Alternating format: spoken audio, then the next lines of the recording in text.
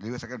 Bueno, hoy vamos a hablar, venimos hablando del Sermón del Monte, comenzamos con el capítulo 5. Primero hablamos de las bienaventuranzas, vimos cómo el Señor nos cambió la perspectiva con respecto a quién era bendecido, ¿no es cierto? ¿Quién era bendecido?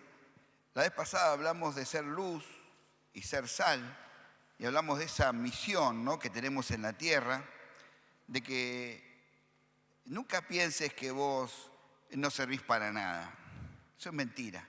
Primero es mentira por creación, porque Dios nos creó con un diseño, y cuando Dios creó al hombre, le dio la misión de sojuzgar la tierra, de cuidarla. Pero cuando el Señor nos redimió, la palabra de Dios dice que el Espíritu Santo nos habitó. ¿Quién tiene a Cristo acá en el corazón? ¿Quién aceptó a Jesús como Salvador? Bueno, si vos aceptaste a Jesús como Salvador, la Biblia dice que el Espíritu Santo te selló como hijo de Dios. Él vino a vivir a tu vida. Él te da poder para no pecar. Te da claridad para entender su palabra. Él es un paracleto, uno que va al costado, uno que te acompaña, ¿sí? También es un abogado, una persona, porque el Espíritu Santo es una persona, Dios es una persona, tiene inteligencia, tiene voluntad, tiene sentimientos, la Biblia lo aclara. Dice que el Espíritu Santo se puede entristecer, el Espíritu Santo creó, el Espíritu Santo se mueve, el Espíritu Santo es soberano, es Dios. Y Él está en vos. Hoy en día el templo, a veces se le llama la casa de Dios al lugar. Bueno, esto no es la casa de Dios. Este es el lugar donde se reúne la iglesia, que somos nosotros. La iglesia hoy está hecha de piedras vivas, de gente.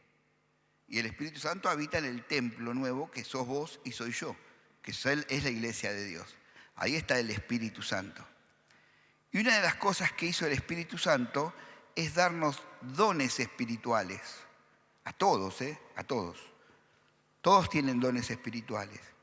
La Biblia dice que Jesús, después de haber descendido a los infiernos, subió a lo alto, se llevó cautiva la cautividad. Cautividad le llamaban ellos a los judíos que estaban en Babilonia, era la cautividad. La cautividad que el Señor se llevó era aquellos que estaban en el seno de Abraham. Ustedes se acuerdan que Jesús contó una historia que no era una parábola, esto no era una parábola, el Señor nos estaba contando algo real, que era Lázaro y el rico. Nunca una parábola se da un nombre propio, por ejemplo, no se dice Lázaro. Cuando Jesús habla de una parábola se dice un rey, un padre, un hijo, pero nunca se da un nombre propio. Ahí el Señor dio un nombre propio, habló de Lázaro. Lázaro estaba en la puerta de un rico que él anhelaba comer las migas que caían del rico, de la mesa del rico. Y este Lázaro fue al seno de Abraham, mientras que el rico fue al infierno, y ellos se podían ver. El rico estaba en tormento y Lázaro no. Pero eso no es el cielo. Usted imagínese lo que pasó toda una eternidad viendo a la gente quemarse, horrible. Eso no es el cielo, ni es el lago de fuego eterno. Eso es el infierno, es el centro de la tierra, donde van las almas ahora que no tienen a Jesús, que están en tormento, donde Satanás gobierna. En la eternidad, en el lago de fuego, Satanás va a ser atormentado, no va a gobernar nada. Bueno, esa gente que murió con la esperanza del Mesías, esa gente que murió con su fe puesta en Dios, que estaba en el seno de Abraham, cuando Jesús descendió y le predicó a los espíritus, como dice Pedro, ascendió, dice que se llevó cautiva la cautividad. Ellos que estaban ahí esperándolo, se los llevó. Hoy están con él en la eternidad. Y le dio dones a los hombres. Y la palabra ahí dio es como una persona que se va desvistiendo y va dando prendas. A uno le da la campera, al otro le da el pullover, al otro le da la camisa. Él es el único que concentra todos los poderes espirituales. Él es el único que tiene todo poder espiritual. Pero nosotros individualmente no podemos hacer todo, porque somos un cuerpo. Entonces, Él cuando subió al cielo, le dio dones a los hombres, les repartió de sí para que podamos hacer la obra. A unos el ser pastor, a otros el tener misericordia, al otro hacer milagros, al otro diferentes dones. Toda la iglesia de Jesucristo, todos los que hoy levantaron la mano porque reconocen que son hijos de Dios, porque aceptaron a Jesús como Salvador, tienen dones espirituales. y los tienen que ejercer. En el ámbito de la congregación, que no es específicamente este lugar, la congregación es la iglesia, en el ámbito de la unidad de la iglesia, gobernada por Jesucristo, tienen que usar los dones espirituales. Ahora, la Biblia habla claramente que hay edades espirituales, ¿no? Vos reconocés tu don espiritual, compartilo con tus líderes, con tu pastor, y buscás el lugar para servir. Siempre en sujeción, nunca rebelándote, pensando que vos podés. No, porque eso no existe. Eso, la rebelión en el cuerpo de Cristo no existe. Y Dios te va a dar el lugar para crecer y para poder ejercer tu don. Y vas a ser de bendición para la iglesia. Y vas a hacer eso para lo que Dios te creó y te puso en el cuerpo. Vas a ser sal y vas a ser luz. Vas a afectar continuamente tu entorno para bien. ¿Sí? Pero la Biblia dice que Él enaltece al que se humilla. Nunca te pareces, no, porque a ese Dios lo humilla. Le resiste al soberbio, dice que le resiste, le da la espalda, no le da bolilla. Él atiende al que es humilde. Él habita, dice, con el humilde y el contrito de corazón. El que dice, Señor, yo te necesito, el que es humilde, a ese atiende el Señor. El soberbio no. Así que vos tenés capacidades espirituales que te dio Dios. Lo leímos. Y el Señor dice que no te encendió a vos para que estés escondido ahí en el último banco, seas solamente un asistente. No. El Señor prendió una luz para que el mundo la pueda ver. ¿Para que te pueda ver a vos y te aplauda? No. ¿Como a Messi? No. Para que lo puedan ver a Él. Por medio de la iglesia. Gente que se va caminando a la casa en bicicleta, que va a trabajar, que a veces no le alcanza para cargar la sube, que a veces gente común, pero que tiene a Cristo en el corazón, que tiene a Dios, que obra por medio de Él. Es extraordinario eso. Y vimos esto, que somos luz y somos sal. Y la Biblia nos dice, van a llegar a ser. ¿Vieron que hay libros que dicen, por ejemplo, el matrimonio, cómo llegar a ser una sola carne? La Biblia dice, son una sola carne. Lo que tienen que llegar a hacer es a entenderse. Lo que tenemos que llegar es a convivir, que es lo complicado. Pero la Biblia ya nos determinó que somos uno solo. Con mi esposa somos uno. Desde el momento en que nos casamos, somos uno. No se llega a ser. Vos no llegás a ser. Vos sos. Ya sos. Mire qué amor nos dio el Padre para que seamos llamados hijos de Dios. Dios nos llamó hijos. Ya estamos en el cuerpo. Hijos, ya somos, queridos, ya somos hijos de Dios. Ya lo somos. No vas a llegar a ser sos. Pero todo crecimiento lleva su tiempo. Lean 1 Pedro 5, que habla que nos sujetemos, que habla que el diablo anda como el león rugiente buscando a quien devorar, que dice que hay padecimiento para los cristianos en todo el mundo. Y después, por un poco de tiempo, cuando suframos, cuando nos afirmemos, Él mismo nos va a establecer, nos va a afirmar, nos va a poner en el lugar donde Él quiere ponernos, con firmeza. Pero crecemos. Juan dice, les escribo a ustedes hijos, hijitos, niños, porque han conocido a Jesús, o sea, nacieron, el mérito del Hijo. Les escribo a ustedes jóvenes, porque son fuertes, porque han vencido al maligno, o sea, están creciendo espiritualmente. El joven espiritual es el que crece, dice, porque ustedes son fuertes, o sea, tienen vitalidad espiritual, empiezan a afirmarse. Han vencido al maligno, o sea, están abandonando el pecado y el gobierno de Satanás sobre la vida. Dice, bueno, ahora ya estoy en Cristo, no voy a hacer lo mismo que antes. Ya encuentro el pecado como pecado y lo empiezo a vencer. Soy joven, empiezo a crecer. La palabra de Dios mora en ustedes, o sea que mi vida tiene la palabra de Dios como centro y como guía. Y después nos dice mayores, dice, les escribo a ustedes padres, porque la madurez espiritual se ve ¿en dónde? En la paternidad, en el que es como un padre y lo cuida al otro, porque han conocido al que es desde el principio. Y ahí la frase es como decir, conocieron al que siempre fue fiel para ustedes. O sea, llegaron a ser maduros espiritualmente porque entienden que Dios nunca les falló y siempre se pudieron afirmar en el Señor y siempre salieron victoriosos y hoy como padres cuidan a otros, porque a eso venimos. No venís para vos, ¿sabías? Cada uno, de acuerdo al don que recibió, ¿qué? Ministreselo al otro. Miren, cuando venimos a la iglesia no venimos para nosotros. Por eso Pablo dice que hablen en lenguas, sé traductor, porque así edificás la iglesia, si no, cállate la boca. Porque 1 Corintios habla del amor, todo es amor. Y vos no venís a hablar en lenguas para que te vean, sino para edificar. Y si no vas a edificar, guárdatelo. Que hable el que edifica al otro. Esa es la idea. ¿Venimos a qué?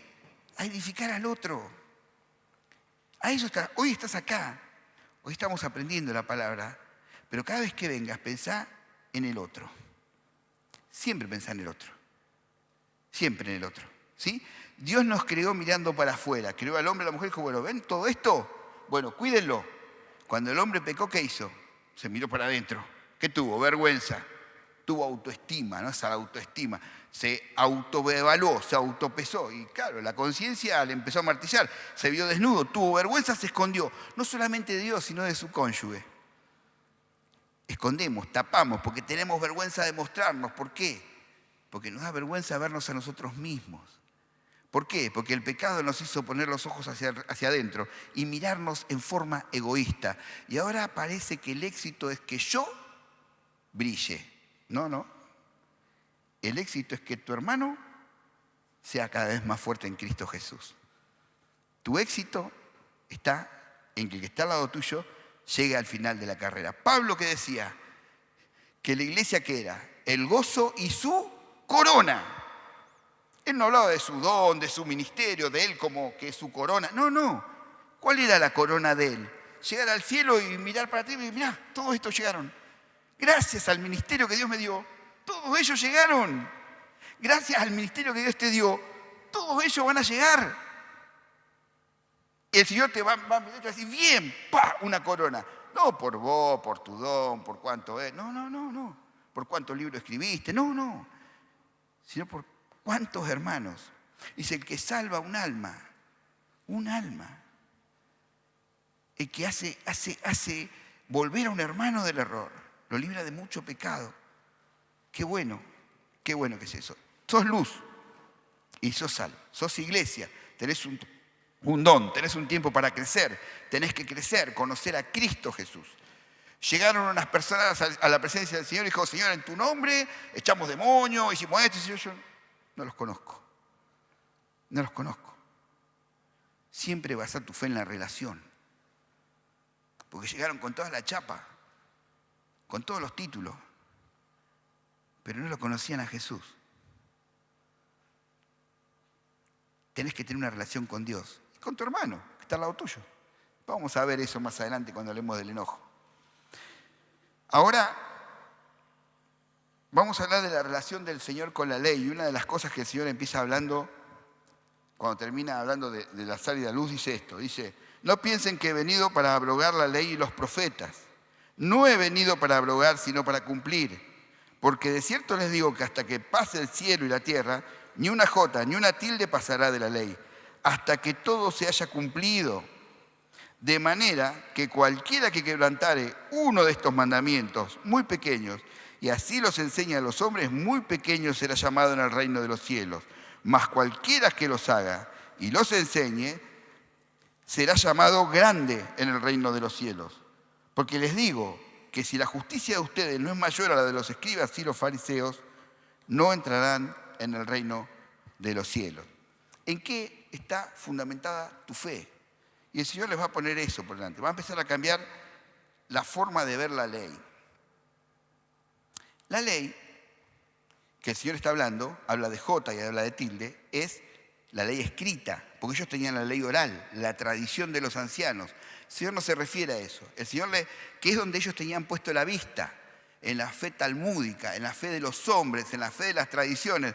Resulta que ellos tenían la ley de Dios, que incluso le llamaban la ley al Pentateuco, cuando el Pentateuco no es todo ley. El Señor acá se refiere, y lo que va a explicar después, los mandamientos trastocados, son los 10 mandamientos. Es la ley del Señor, los 10 mandamientos. Después viene una ley ceremonial, donde hay sacrificios. ¿Por qué vino esa ley? Porque si era incapaz de cumplir los 10 mandamientos. Porque si el hombre hubiese sido capaz de cumplir los 10 mandamientos, no hacía falta llevar un cordero, no hacía falta el sacrificio de la expiación, no hacía falta todo lo otro. todo lo otro está porque no pudimos cumplir, no adulterarás. Porque no pudimos cumplir, no matarás. Porque no pudimos cumplir, el no hablar falso testimonio. Porque pasa toda la semana y capaz ni nos acordamos que hay un Dios en el cielo. Y el Señor dice, ama, Señor, tu Dios, con todo tu corazón. Bueno, no lo pudimos hacer. No lo puede hacer el ser humano. La Biblia dice que por la ley es el conocimiento de pecado. O sea, nosotros conocimos el pecado porque se nos dijo, no hagas tal cosa. Entonces sabemos que eso es pecado. Por la ley es el conocimiento de pecado, pero ningún hombre se puede justificar por la ley. No podemos justificarnos por la ley. La ley era un ayo, un cuidador, como un tutor que le puso un dique de contención al pecado del hombre, que le enseñó al hombre lo que estaba mal, y que dentro de esos límites caminaba el pueblo de Israel para que la maldad de ese pueblo no se desborde.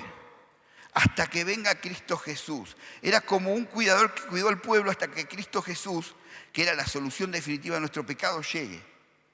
Pero al no poder cumplir ese mandamiento, Dios incluye todo lo que es los sacrificios del templo. Los sacrificios del templo no estaban, no existía. Después lo hizo David. Todo lo que se sacrificaba en el altar. Para cubrir el pecado del hombre. Pero cuando ellos leían la ley, le empezaban a agregar cosas sobre la ley. Por ejemplo, el día de reposo tenía no sé cuántos mandamientos más arriba, cuántos kilómetros caminar, ¿se puede o no se puede pelar un huevo duro? Sí, no, porque es trabajo, todas estas cosas. Y terminaban obedeciendo eso por sobre el mandamiento. ¿Por qué? Ustedes cuando escuchan a una persona que diga, ¿puede el cristiano... qué sé yo, ir al casino? Es porque quiere ir al casino. Sencillo. Entonces piensa, sí, no, pero la Biblia no lo dice, claramente. Entonces es una ley. La Biblia dice, por ejemplo, nada hagan por contienda o vanagloria. O sea, ni te pelees, ni te maldes la parte. Todo lo que hagas, hacelo para la gloria de Dios. O sea, ¿le va a dar gloria a Dios que vos vayas al casino? Si viven por el Espíritu, anden por el Espíritu. O sea, ¿el Espíritu Santo te lleva al casino? No. Hay principios del Nuevo Testamento que te guían. ¿Puede el cristiano tomar o no tomar? Bueno, todas esas leyes, todos esos pensamientos que para justificar nuestro deseo, sí, pero acá dice, acá no dice, acá... Ellos también hacían esto. ¿Cuánto se puede mirar? Si mirás una vez la mujer, no. Si la mirás 15 minutos, sí. Vamos, hermano, vamos. Sos un adúltero. No mirés. Entonces ellos tomaban la ley y le empezaron a poner una ley atrás de la otra, atrás arriba, y la gente terminó observando mandamientos de hombres y olvidándose de la ley de Dios. Y lo que el Señor dice, cuando el Señor empezó a caminar en la tierra, Él caminó de acuerdo a los mandamientos de Dios, no del Talmud. Entonces chocó de frente contra lo establecido, chocó de frente contra la religión, chocó de frente contra el poder, porque la gente no tenía la ley en la mano.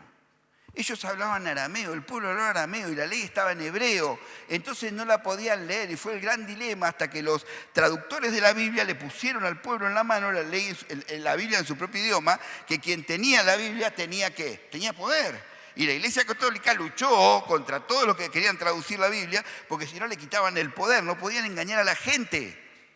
Le venían indultos, que si vos ponés una moneda acá, tu pariente se va del purgatorio, y tantas cosas. Vendían escrituras del cielo. Y la gente rica pagaba, porque no tenían luz, porque tenían escondida la escritura. Entonces el pueblo no podía leer la ley. Y quienes le leían la ley, le interpretaban lo que querían, lo que a ellos les convenía. Una de las grandes discusiones que tenían es ¿quién es tu enemigo? Por eso el fariseo le pregunta a Jesús, ¿y quién es mi enemigo? ¿Quién es mi prójimo? Porque esa era una discusión de ellos que tenían horas discutiendo quién es el prójimo. El Señor le dijo, tu prójimo es el que está al lado tuyo, a quien vos le podés tender la mano. Ese es tu prójimo. Entonces cuando el Señor empezó a obrar, empezó a poner en evidencia que lo que ellos hacían estaba mal. Ahora, había mucha gente que lo miraba y veía algo raro en Jesús. Y veía que quería establecer algo nuevo. En los tiempos de Jesús había muchos revolucionarios y varias corrientes de pensamiento. Por ejemplo, en los tiempos que vino Jesús, que nació Jesús, en el tiempo del censo, se levantó un tal Judas Galileo y fue un revolucionario y lo mataron en el templo. Y antes había un tal Teudas que se levantó con 400 y también lo mataron, revolucionarios que se levantaron a limpiar el pueblo de Dios y a sacar a los invasores romanos. Y quedó un grupo que se llamaba celotes, que eran los celosos, los celosotes, los guerrilleros, los que tomaban las armas.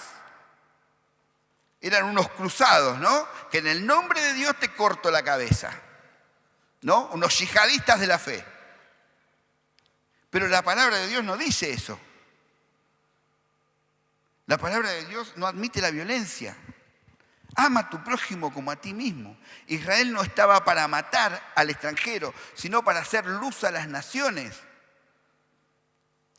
Y después estaban los herodianos. ¿Quiénes eran los herodianos? El partido de Herodes.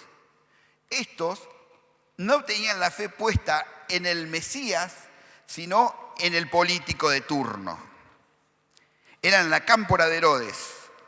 Eran los que iban a tocar el bombo a través de Herodes. Herodes no era judío. Herodes era idumeo. Herodes era del pueblo de Edom.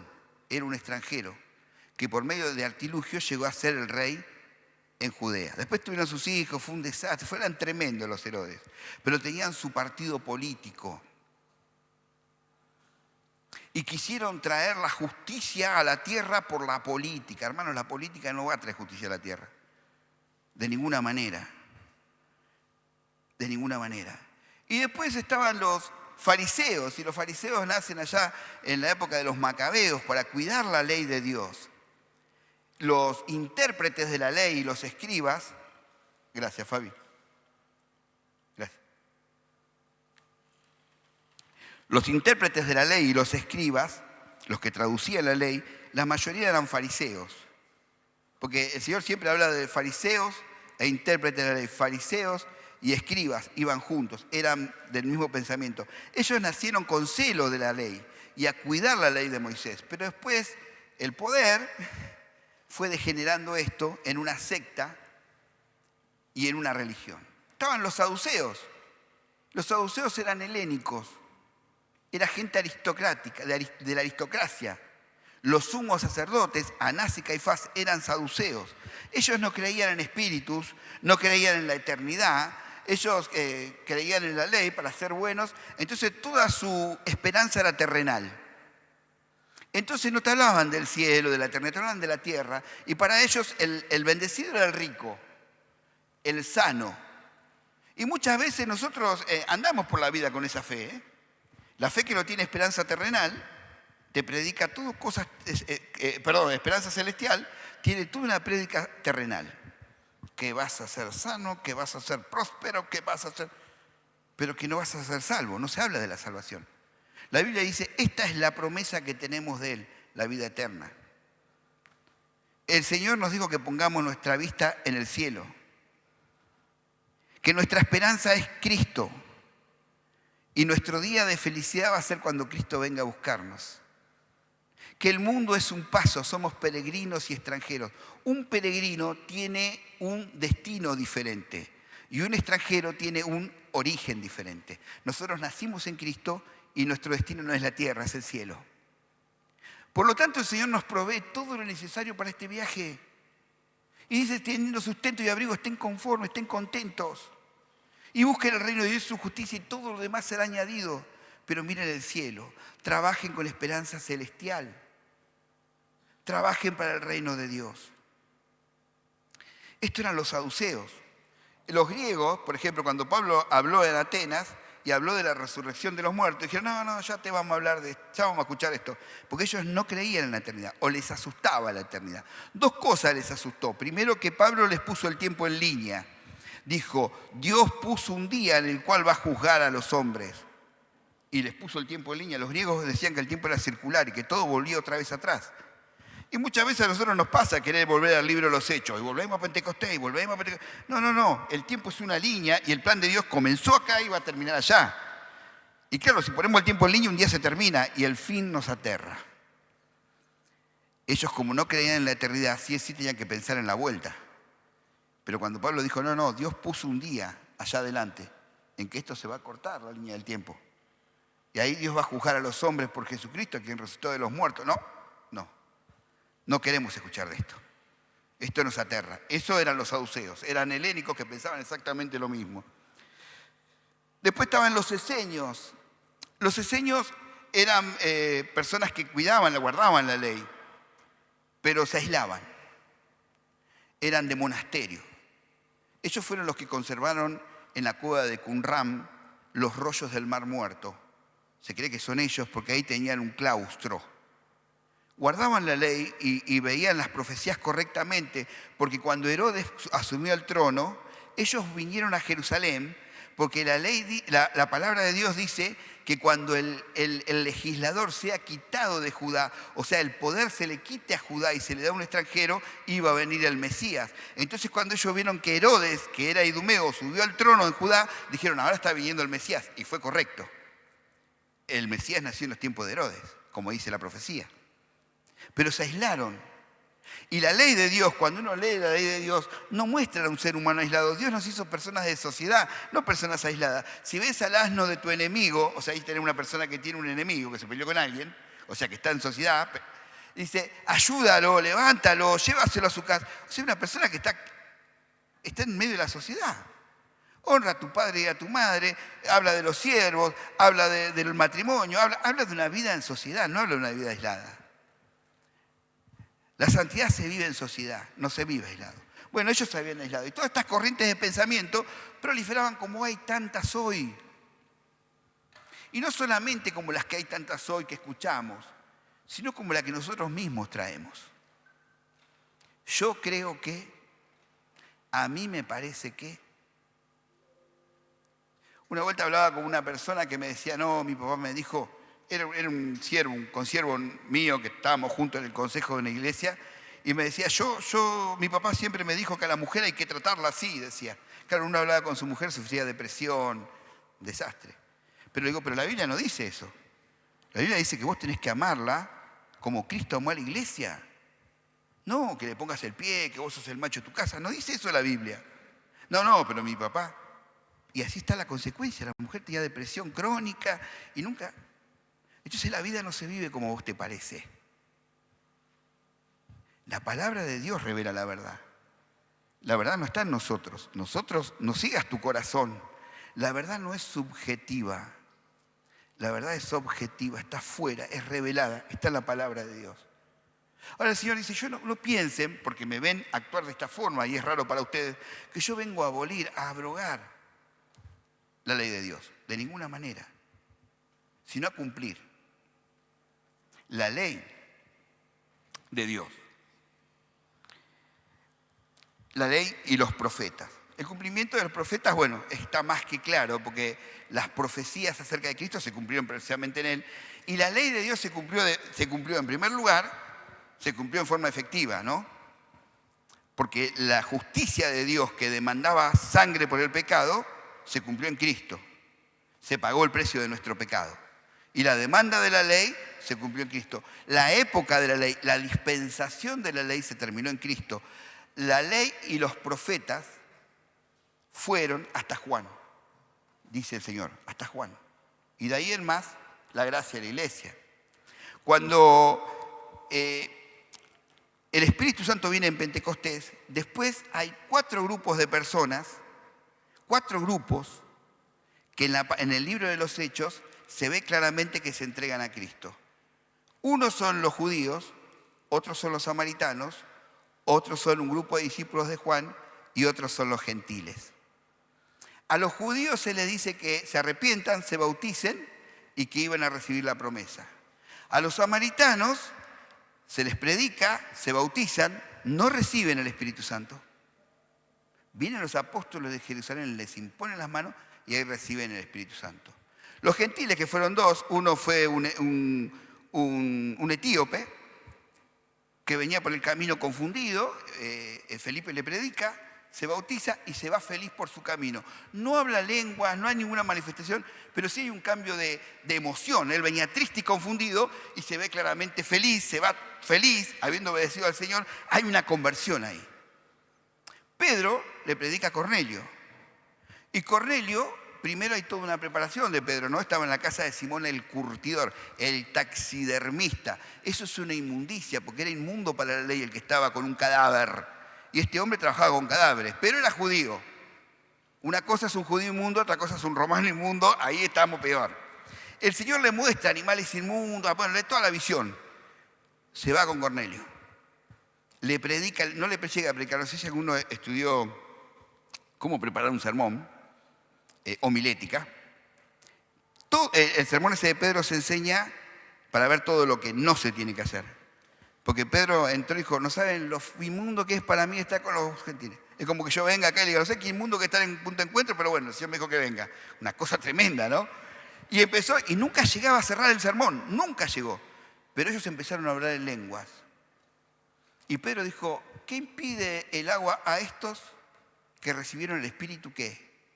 Igual que nosotros. Las lenguas son señales. Y los judíos sabían interpretar las señales. Sabemos que venís de Dios, le dijo Nicodemo a Jesús, porque nadie puede hacer las cosas que vos haces si Dios no está con él. Ellos sabían que venía de Dios. ¿Por qué? Por las señales. Porque las profecías decían que el Mesías iba a hacer señales. Por eso, ellos que rechazaron al Mesías, hoy siguen buscando señales. Siguen buscando las señales del Mesías y no la ven, porque ya vino el Mesías. Y Pedro vio las lenguas y dijo, ellos recibieron el Espíritu igual que nosotros. Y después unos discípulos de Juan el Bautista que se convierten con Pedro. Pero lo primero que vemos es a los judíos. Y a los judíos Pedro les predica con respecto a haber rechazado al Mesías. Y una vez que rechazan al Mesías, le dice, el pecado de Israel es rechazar a Dios. Cosa que ningún otro pueblo tiene porque no lo conoce. Ustedes se rebelaron contra Dios. Ahora arrepiéntanse y bautícense. Y el bautismo para ellos tenía un significado, que era el apartarse ellos bautizaban a los prosélitos, aquellos que venían de otras nacionalidades, y cuando pasaban por el agua del bautismo, rechazaban hasta su nacionalidad para incluirse en el judaísmo. Ellos se tenían que rechazar el judaísmo para incluirse en la iglesia. Eso significaba para ellos el bautismo. Dejaron atrás a Israel con todas sus costumbres, con la ley, y pasaron a ser iglesia. Los samaritanos, que cuando leemos Juan 4, tenían su templo, tenían su monte, si hubiera descendido el Espíritu Santo en ese momento, hubieran tenido un Espíritu Santo aparte. Entonces el Señor, que es sabio, no se los dio el Espíritu Santo. Hasta que no vinieron los de Jerusalén y le pusieron la mano, y no quedó ninguna duda que tanto samaritanos como judíos eran la misma iglesia, y se convierten los gentiles. Y Pedro dice, igual que nosotros, adentro los gentiles, somos la misma iglesia. Y estaban los de Juan el Bautista, que nunca habían escuchado del Espíritu Santo ni de Jesús. Entonces aceptan a Jesús. Reciben el Espíritu Santo por las manos de Pablo, que era el apóstol de Jesucristo. Y se incluyen en la iglesia. Ya no son más de seguidores de Juan el Bautista, sino de Jesús. Y somos una misma iglesia. ¿Qué estaba haciendo el Espíritu Santo? ¿Exhibiciones? No, unidad. Padre, que sean uno, que aunque se peleen entre ellos no se puedan separar. Y el Espíritu Santo estaba contestando la oración de Jesús. Estaba uniendo y haciendo una iglesia, pero los judíos tuvieron que dejar la ley. Tuvieron que dejar el templo. Tuvieron que dejar la nacionalidad. Tuvieron que pasar por el bautismo y pasar a ser iglesia. La ley y Moisés fueron hasta Juan. Y a partir de ahí el reino de Dios es predicado. Terminó un tiempo, una dispensación, y comenzó otra. Jesús dice, yo no vine a abrogar, vine a cumplir. Porque les digo que hasta que no pasen el cielo y la tierra, ni una tilde ni una jota pasarán de la ley. Ni una tilde ni una jota. Lo que está hablando el Señor es de los grafismos, de las letras, no de la ley oral, no de la tradición oral. El Señor los saca de la enseñanza farisaica, de la enseñanza talmúdica, de la enseñanza de tu papá, de la enseñanza de tu papá, de la enseñanza de la sociedad, de lo que vos recibiste, y te trae a la letra esta. En ese momento era la ley lo que estaba en vigencia, ahora está esto. esto completo, la palabra de Dios. Todo esto se va a cumplir, dice el Señor.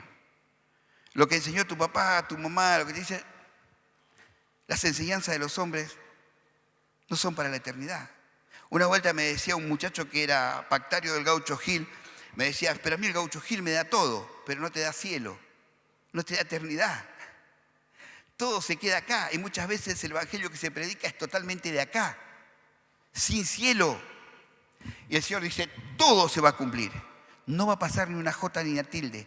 Todo esto se va a cumplir. Y después dice, de manera que cualquiera que quebrante uno de estos pequeños mandamientos y así enseña a los hombres, muy pequeño será llamado en el reino de los cielos. Ellos no solamente lo quebraban, sino lo enseñaban. El mandamiento adulterado. El Señor le dice, ay de ustedes, fariseos hipócritas, porque diezman el comino y el eneldo, pero han dejado de lado lo más importante de la ley, la misericordia, el amor. Ellos eran todo ritual externo, pero eran huecos por dentro. Dice que lavan lo de afuera del plato, pero están sucios por dentro. No dice que está mal lavarlo de afuera, cambiar tu aspecto, empezar a ordenarte en la forma de vestir, que pintes tu casa, que cortes el pasto, que cambies tus horarios, está bueno, pero lo importante es lo que hay acá adentro, dice el Señor. La ley la han tomado como un ritual externo. Voy a la iglesia todos los domingos a las 7, hago el devocional, oro y esto no cambia. Sigo siendo la misma persona de siempre. Entonces, como yo no llego allá, empiezo a justificarme y a enseñar hasta acá. Bueno, está bien, sí, pero yo no voy a la iglesia, pero oro. No, pero la Biblia dice que no dejes de congregarte. Está bien, seguí orando, pero venía a congregarte. Bueno, no, yo soy creyente a mi forma. No existe creyente a tu forma. Existe creyente a la forma de la palabra. Y el Señor dice, miren, ellos no llegaban acá. Entonces enseñaban hasta acá. No te copes ahí, no te copes ahí. No te quedes ahí. Mirá para arriba, porque si no te vas a quedar ahí. Y el Señor dice, vas a ser llamado muy pequeño. No dice que no vas a ser salvo. Dice que vas a ser pequeño. Porque tu fe te va a llegar hasta acá. El pecado que te ata, eso de adentro que no podés cambiar, Jesús lo resolvió en la cruz. Al que confiesa su pecado, Él es fiel y justo para perdonar el pecado y limpiarte de toda maldad. Hay posibilidad de cambio. Hoy la sangre de Cristo nos limpia de todo pecado, ¿entendés?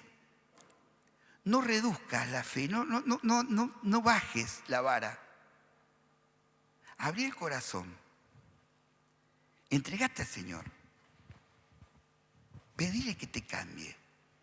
Hoy le vamos a pedir al Espíritu Santo que toque nuestro corazón para mostrarnos los cambios que necesitamos en nuestra vida. Porque les digo que si la justicia de ustedes no es mayor a la de los escribas y los fariseos, no van a entrar al reino de los cielos. Claro, porque la justicia de ellos era una justicia externa. Era una justicia de rituales. Se justificaban ante los ojos de los hombres. Eran reconocidos por la gente, pero delante de Dios no. Una vuelta dice la palabra de Dios que había un fariseo orando y agradeciéndole a Dios por su santidad, porque él diezmaba y porque no era como ese publicano que está ahí afuera. Y el publicano estaba afuera golpeándose el pecho y diciendo, Señor, sé propicio a mi pecador. Y el Señor le dijo, el publicano se fue justificado, este no. Y dice, un fariseo oraba con él mismo. El Señor no lo estaba escuchando.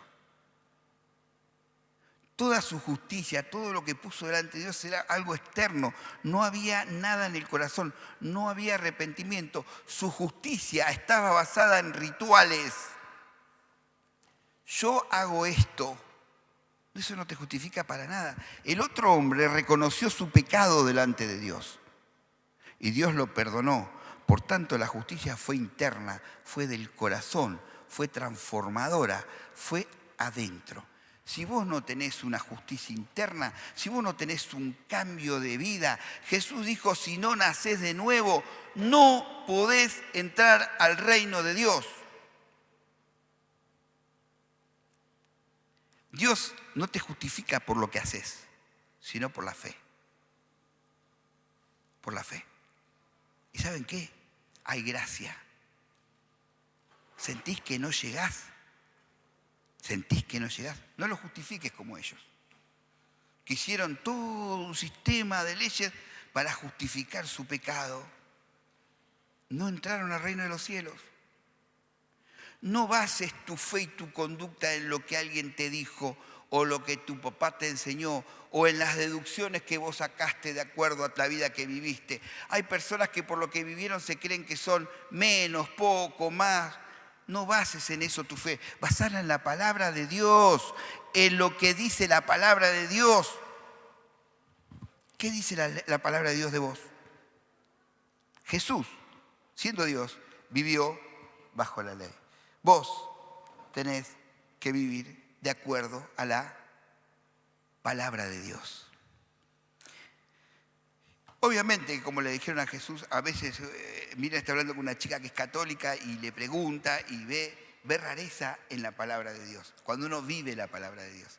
Porque la gente como ellos estaban acostumbrados a la religión y algunos ni a eso. Pero vos tenés la luz acá de la palabra de Dios para vivir. Y lo que el Señor quiere, y dice la palabra de Dios, es: dame, hijo mío, tu corazón.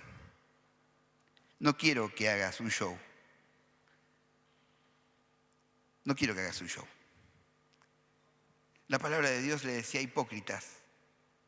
Un hipócrita era un actor de teatro. Uno que aparentaba. Uno que vivía una vida que no era.